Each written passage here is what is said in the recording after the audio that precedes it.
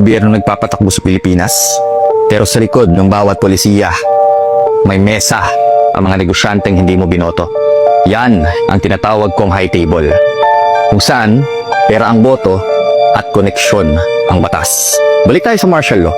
Habang sinasabi ni Marcos Sr. na bagong lipunan ang totoo, monopoly lang. Binuksan niya ang ekonomiya para sa cronies. Roberto Benedicto, hawak ang media at sugar exports. Si Danding Cuangco, hawak ang coconut levy funds para sa mga magsasaka.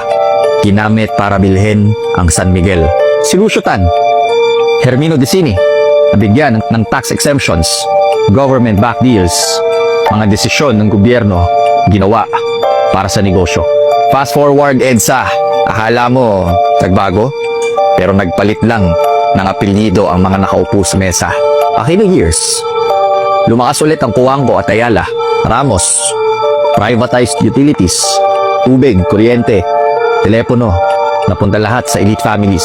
Peter Law, MWSS privatization, legal sa papel pero pabor sa ilan. Tapos pumasok ang 2000s, Arroyo era, NBN, ZTE deal, government contracts kapalit ng komisyons.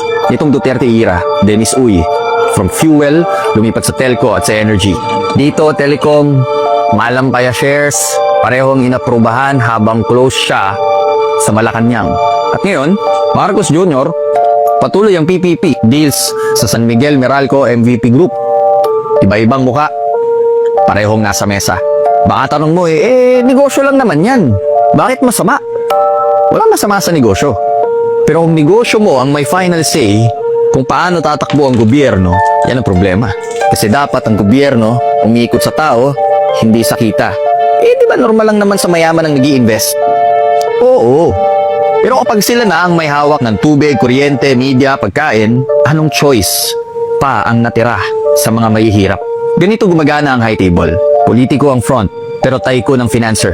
Ang batas sinusulat para protektahan ang negosyo. Ang media, ginagamit para linisin ang imahe. Ang tao, ginagawang consumer ng sariling pagkakaalipin. Demokrasya raw, pero sa ilalim ng lamesa, lahat may presyo. Kahit sino pa ang presidente, laging may tycoon sa tabi. Marcos, may cronies. Ramos, may privatization partners. Duterte, may Dennis Uy. Marcos Jr., may San Miguel at MVP. At lahat yan, documented.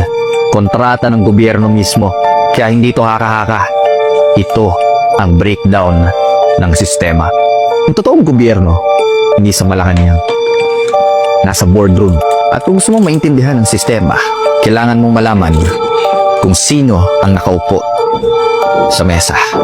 Huwas, mga bangko, modern day chains. Pag-uusapan natin. Kaya ngayon, alam mo na kung saan talaga umiikot ang kapangyarihan. Ang tanong ko sa'yo, anong gagawin mo sa kalaman na to? Magpapaalipin ka pa rin ba sa sistema nila?